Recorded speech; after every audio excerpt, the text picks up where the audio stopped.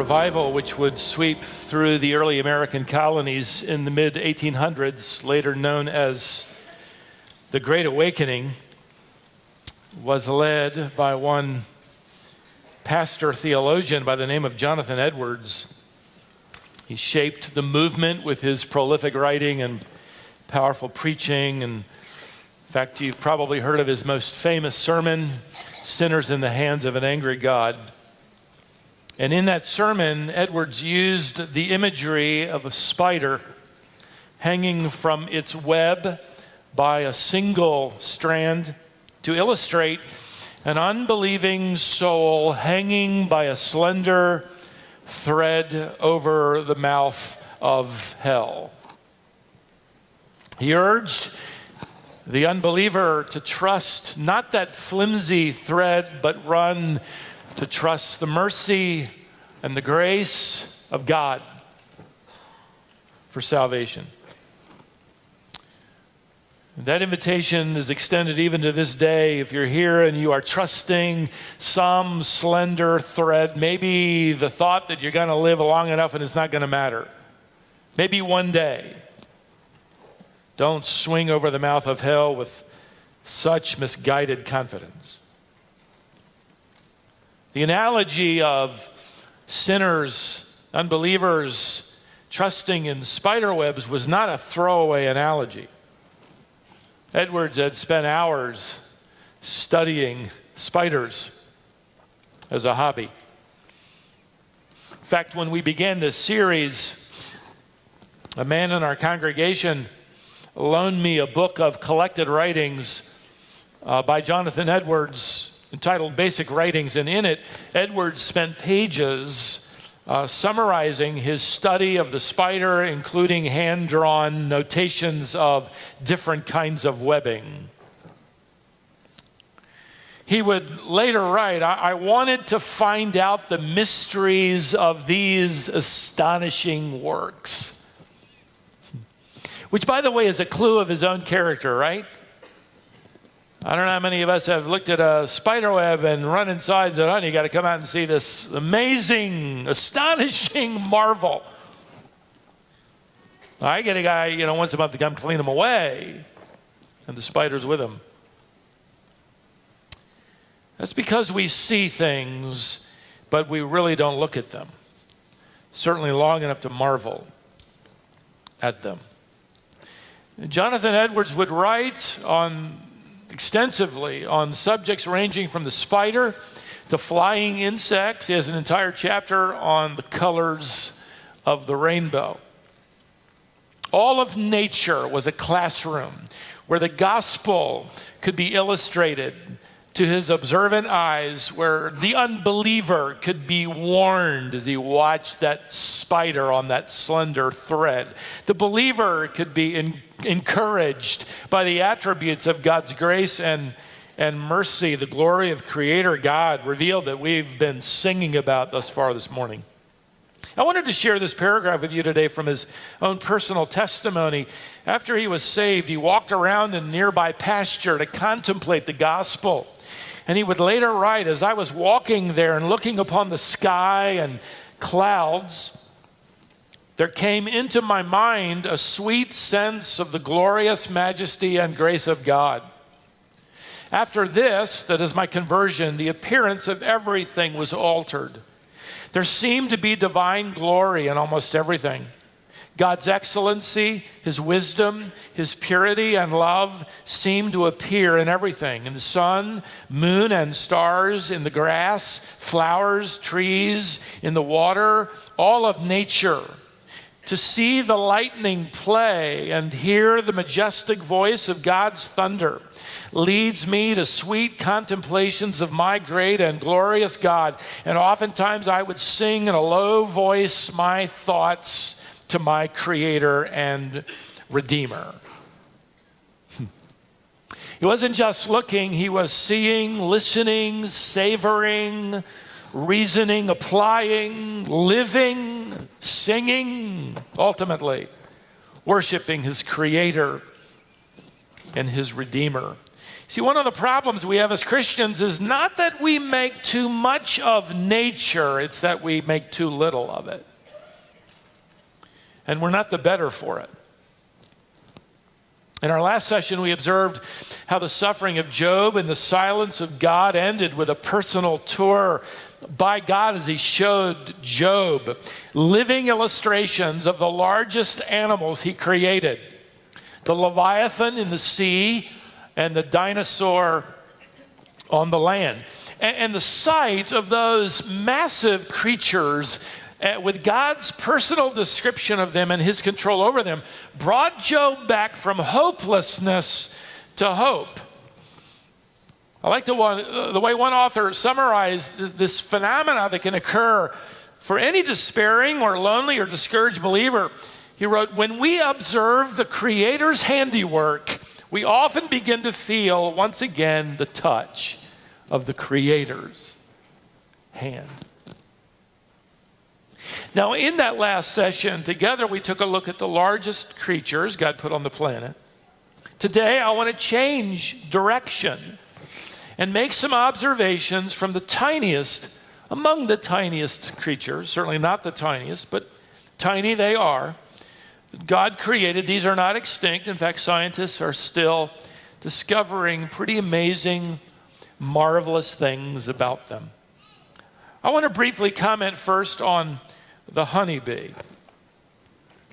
I've wanted to address this subject. We're gonna talk about this animal and one more today, so we're gonna have to move pretty quickly. But as I began to research the resources I had, I got to admit to you that one other church leader, Charles Spurgeon, that great pastor communicator from the 19th century, preached many sermons on the subject of honey and the honeybee, making all kinds of analogies. He made all kinds of amazing analogies. And it made me, kind of curious about my own ministry. So I did a word search on my computer that went all the way back, all 32 years of sermons. I typed in the word honey and honeybee, and I am clearly not in the same league as Charles Spurgeon. I never once preached on the honeybee or on the subject of honey. A couple of times I mentioned dipping my chicken tenders into honey mustard. And that's as close as I got to Charles Spurgeon's caliber. So let me correct the direction of my ministry from this point forward. All right? In fact, I brought along with me an illustration, this jar of honey. So I want you to just kind of grasp some of the statistics I'm going to give you. But this is the result of hard work over the course of 6 weeks of honey making.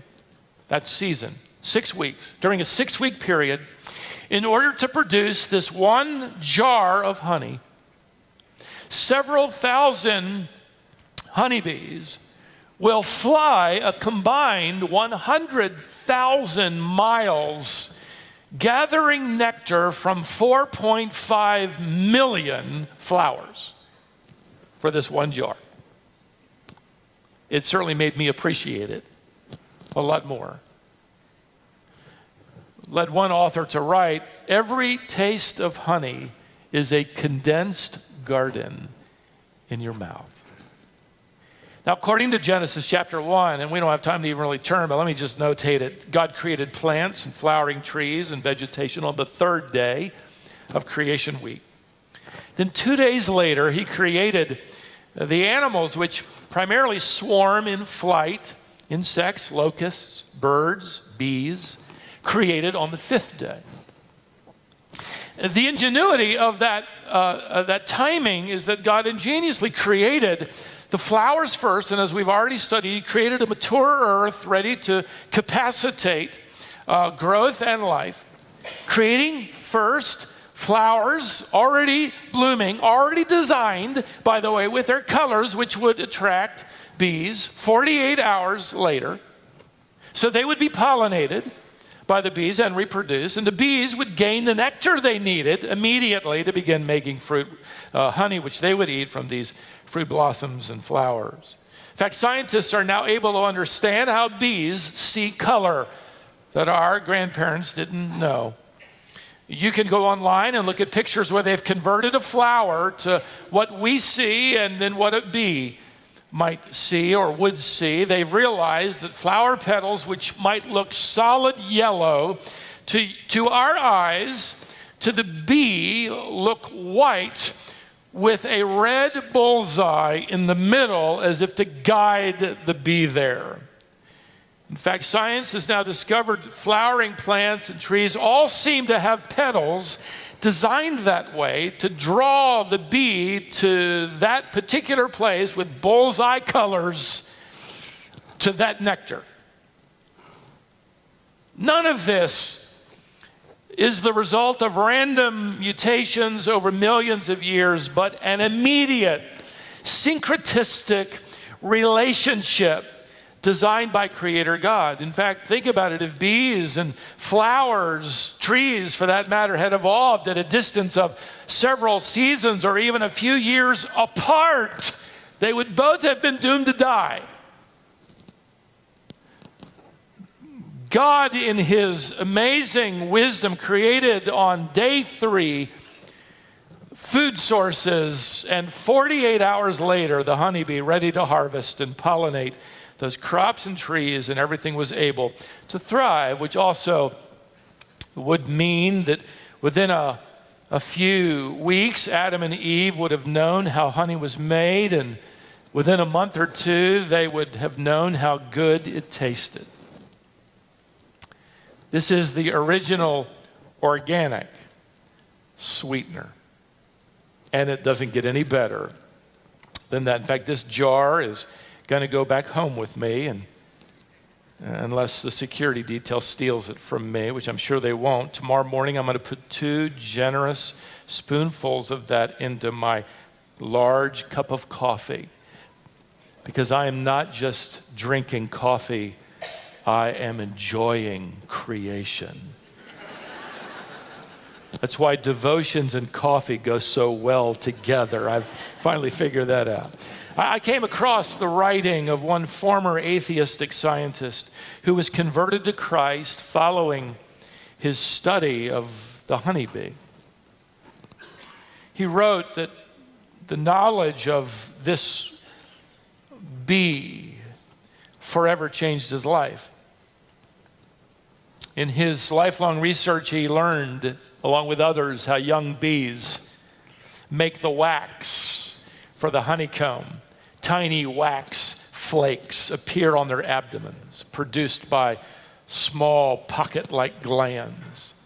The youngsters scrape off the wax with their forelegs and then chew it into soft, pliable substances and lay it on a foundation sheet that's already been designed by other bees.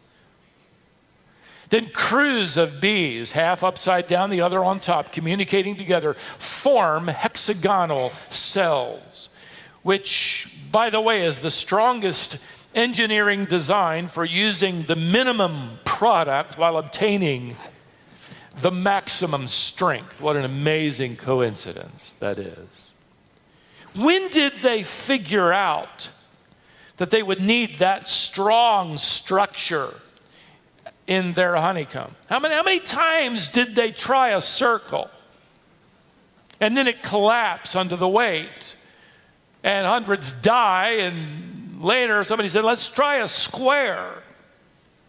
And that didn't work. Let's try a triangle. That didn't work either until some bees said, let's try a hexagon. What's a hexagon? Well, I don't know. Let me try to figure that out. Let's do a hexagon. Are you kidding? How many times can you get that wrong and survive? You can't get it wrong and survive. You have to get it right the first time.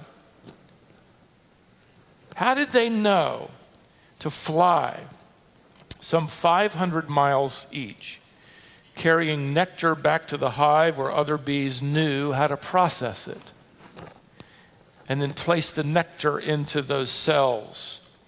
How did they know how to gather at night, half the colony gathering at the hive entrance and beginning to beat their wings, each of them about 25,000 times, one half of the colony on the other side fanning air into the hive, the other half fanning the air out, creating this breeze which would increase the rate of evaporation, evaporating the water from the nectar, converting nectar to honey? How did the specialist bees know when it was the right time and the right temperature, which they regulate by the fanning of their wings, to cap off that hexagonal cell now filled with nourishing food for their winter months? How did they just happen to know that? This former evolutionary scientist wrote, and I quote him, "It was all too much for me. I was confronted with complex genetic information necessary at day one, information requiring intelligence. Chance processes over millions of years could not possibly account for the origin of the first honeybee. The honeybee became, to me, sweet revelation." Solomon connected the dots in a remarkable analogy when he wrote, if you put two verses together, the fear of the Lord is the beginning of knowledge. Fools despise wisdom. A little later on, near the end of his collection, "My son, eat honey, for it is good. Yes, the honey from the comb is sweet to your taste. This is wisdom for your soul. If you'll not just look, but see." Let me point out another tiniest of teachers. It's a little animal my wife and I battled most of this past September. I'm not sure what changed. We've lived in our home now going on 21 years and have never had really that much trouble at all, but this year they decided to try to move in and clean us out. Well, we finally were able to negotiate with them a settlement, and they're now outside. None of us want ants inside our home, but this little creature has some lessons to teach our hearts. I want you to take your collection of Solomon's Proverbs and go to chapter 6. Go there. There are only two animals where we're specifically told in Scripture to take note of: the birds. We did that already in this series from the Lord's Sermon in Matthew 6. And the ants here in Proverbs. And we're given some insightful information about them that we'll go through fairly quickly. But notice the text where Solomon writes, "Go to the ant, O sluggard," my parents' favorite verse for me when I was young.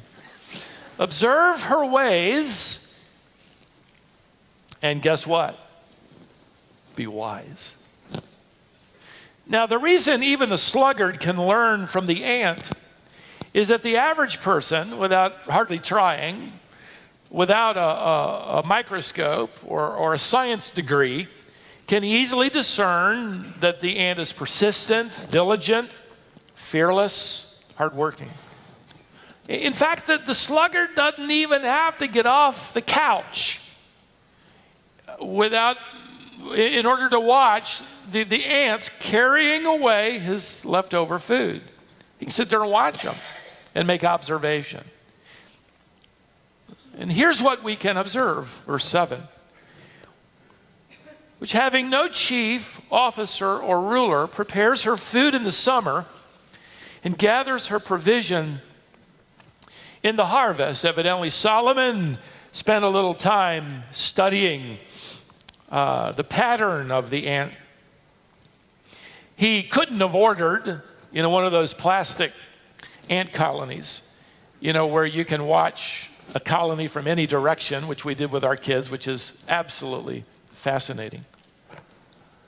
The average ant, by the way, we just want to pull in one little attribute, can lift 40 times its weight. And we think, yeah, okay, big deal. Well, think about that. 40 times its weight. I did the math, and what that means is if you personally had that level of strength, you would never have to have learned how to parallel park and possibly flunk your driving test. you could get out, pick your car up, and put it down in that spot. That's 40 times your weight. We also do know from observation that ant colonies are huge, many of them. Some of them can grow as large as 4 million ants, building elaborate tunnel systems connecting various chambers, developing and organizing incredibly complex building projects with site managers, construction systems, food services, home management systems, exploration teams designed for everything from finding raw materials they need for building as well as food for surviving.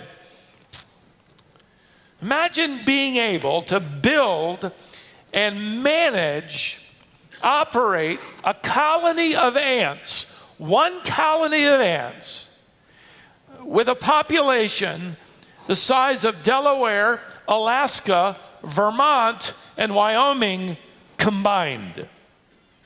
Combined.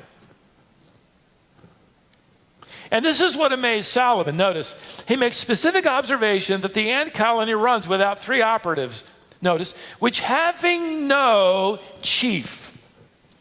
They don't have a chief. The Hebrew word chief can be translated judge. They have no judge. There are no judges in the ant colony.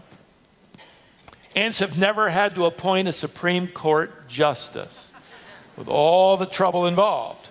They've never had that assignment because ants don't need them. They don't need judges, period. And that's because nothing ever needs to be adjudicated, which means there are no disputes. Nobody's suing anybody in the ant colony. They're not having disagreements that need to be settled. There are no courtrooms. There are no juries. There are no lawyers. It's nearly a perfect world. You have lawyers in the audience, I love you. Imagine Delaware, Alaska, Vermont, and Wyoming getting rid of their entire judicial system because they no longer need it. Go to the ant and be wise. Secondly, he writes, they have no need of officers. The word officer is used in this day in the same nuance as the officers who wear a badge. The Hebrew word actually literally understood is as someone who writes something down, and it's in a punitive nuance. Who writes something down in a punitive manner? The officer who pulls you over and writes down a ticket in a punitive manner. I've actually seen one of those tickets in my lifetime, but this is not about me. Can you imagine a society of people getting along, fulfilling their tasks, with millions of other residents, without needing right-of-ways and speed limits and laws, judges, attorneys, juries, police officers? I did a little research and found that Delaware, Alaska, Vermont, and Wyoming have about 7,000 police officers and nearly 1,000 state highway patrolmen. Add to that 200 state and local politicians, members of Congress, along with a convoy of civic officials to keep us all in line. Why? Because we don't spend enough time going to the ant and becoming wise. We're surrounded by rules, and rules to keep other rules. Somebody once said we have millions of laws on the books to try to keep us, in line with 10 commandments. We're surrounded by officials. My neighborhood even has a homeowners association with a rule book to keep neighbors from parking their boat or their broken down car in the front yard or painting their house purple or orange or some other color they think they want to paint it. And I'm kind of glad for some of those rules. My little neighborhood can't get along without it. And no ant needs any official to remind you of that rule. Don't do that. Solomon mentions, thirdly, ants don't need a ruler. This could be translated supervisor. One Old Testament scholar wrote, a supervisor, this word is in the sense of someone challenging you to work, or, interestingly enough, praising you when you do work. Imagine, ants don't need a boss to do their job. What happens, in all the cubicles around you when the supervisor shows up? Everybody's head ducks down and everybody gets back to work. Not here. There are no supervisors in the ant colony. Imagine ants do what they do without a boss, either negatively challenging them or positively praising them. They don't need to be watched to do their role. And Solomon specifically mentions they do their role and accomplish their jobs on time. That's why he mentions summer. They meet their summer deadline and they meet their autumn deadline. They do what they do, not because they're watched, not because they're told to, not because they were praised, because they did it and they meet their summer deadline. Imagine getting your work done well and on time. What kind of world is this? Came across an article of a guy who went to the home he'd lived in 20 years earlier, and he knocked on the door and asked the owner if he could come in. This is where he grew up. I've done that myself. Maybe you have too. It's fascinating to go back into your old rooms, and he did the same thing, kind of went around the house and finally made it up to the attic. And when he got up to the attic, he found one of his old jackets, and he thought, I'm going to try it on. He kind of squished into it and reached his hands into the pockets, and he felt something, and he pulled out a receipt, a stub. And it was for the shoe repair shop down the street. He had evidently 20 years earlier taken a pair of his shoes to that shop and had forgotten to pick them up. It had been 20 years. And really, on a whim and kind of just for fun, he decided that he would go to that shoe shop and he did, still there, same guy working there. He walked in, did his best not to, break into a laugh or smile, and he handed the guy the stub, and he said, are my shoes ready? The guy disappeared, was back there for a few minutes, came back up to the counter, looked at him and said, come back a week from Thursday. 20 years in a week. Well, if we could put the work ethic, we kind of draw this together into principled form. What can we learn from the ant? Well, let me give you several. Number one, ants work without external pressure, without external pressures, ordinances, or incentives. In other words, they work without needing some other ant to make them work, some bigger ant, maybe some ant with a badge. But they also work without needing other ants to say, way to go, great job, keep it up, you can do it. Imagine that kind of work ethic where no incentive is necessary, no threat, no rule book, no supervisor, no judge, no reward. There's another principle to observe, immediate reward, that is. Number two, ants are highly focused on communication and cooperation. Working together now to bring this harvest in. They work as communities, not as individuals. As I studied the resources I had on this amazing little teacher, I learned more than I could ever begin to share with you on their communication systems, but I'll give you a couple of illustrations. For instance, when foraging, an ant will follow the path of another ant. You've seen those. Well, if that foraging ant decides to veer off and go blaze a new trail, at that intersection where he veered off, he'll lay down a chemical. And that chemical will say, you can follow me if you'd like, I'm going to try a new path. If he doesn't find any food on that path, he comes all the way back to that intersection and lays down a new chemical mixture, complex chemical mixture, that says this path was a dead end. Don't go down that one.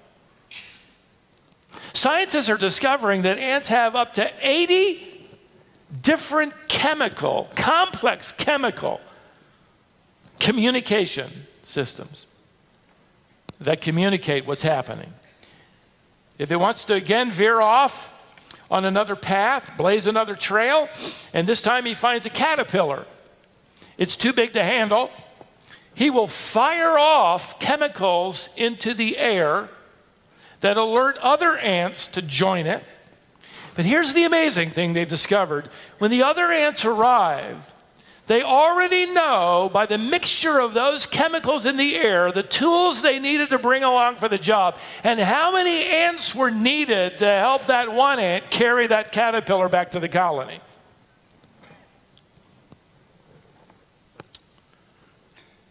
Let me give you another truth from this little tiny teacher. Ants serve according to their divinely created design. A lot of different roles in the colony. Ants, when they're born, are created with that God-created complex DNA system within them that makes them either a worker ant or a soldier ant or a foraging ant or a queen ant. And they evidently do their job without ever trying to climb up the ladder. In other words, there's no scout ant out there wishing they were the queen ant, saying to himself, as he's foraging, goodness gracious, that queen ant, all she gets to do is lay around and eat all day. And lay 3,000 eggs a day, but how hard could that be? I want to be a queen one day. That thought never crosses their mind. God designed each of them to play a role like he designed you and me within this colony we call the church. We call them spiritual gifts, that endowment of the Spirit of God. As Peter writes in 1 Peter chapter 4, verses 10 and 11, as each one has received a special gift, employ it in serving one another as good stewards of the manifold grace of God. Whoever speaks, that is the public gifts. Whoever serves, that is the behind the scenes gifts, by the strength which God supplies. You notice in this text, there's nothing in it that talks about, this is a gift and you get to polish it like a trophy and put it on your mantle and admire it whenever you walk by it. Now, this is what you use for the sake of others. That's the point. Which flies in the face of our nature, our individualistic nature. Look at me, look at what I have, look at what I do, rather than the community. Let me offer one more principle. Ants refuse to give in, give up, or just get by. You've all heard of the law of entropy, that law where things go from order to disorder, a tendency to deteriorate. One author I was reading this week made a spiritual analogy to this law, that we as Christians have a natural tendency to become apathetic or complacent. In fact, every one of you could give a testimony this morning about some area in your life that you're battling, maybe more than one. Battling this tendency of deterioration, this tendency to coast, this tendency to marginalize sin, this tendency to pursue something that isn't excellent, but it's good enough to get by. Instead of pushing forward, we hit autopilot. Have you ever thought about the fact that the sluggard here in Proverbs 6 can include somebody who simply decides to get by? Instead of pursuing priority, he has selected for his life mediocrity. His motto is, easy is better. I'll do the least expected of me. I'm not going to sweat the details. Solomon would say, go to the ant and learn to be wise. He would write later, whatever your hand finds to do, do it with all your might. Which means you never give in, you never give up, you never settle if we're just getting by. Why? Because our Creator, Redeemer, to whom we've sung and to whom we've offered our worship this day, deserves our very best.